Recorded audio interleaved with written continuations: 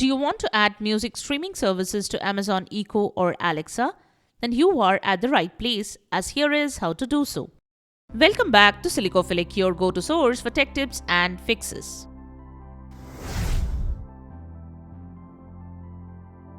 Method 1.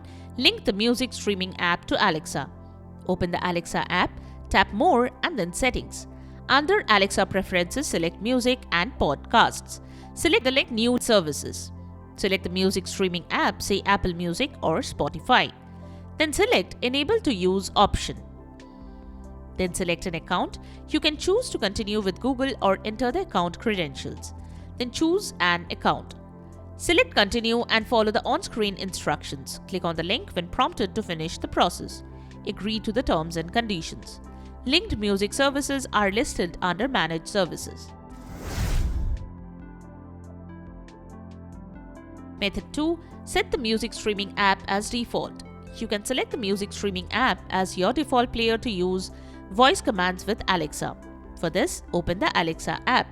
Tap More and then select Settings. Under Alexa Preferences, select Music and Podcasts. Tap on Family Default Services.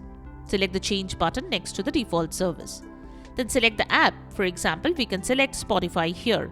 Repeat the same for music, artists, and genre stations or podcasts if you want to.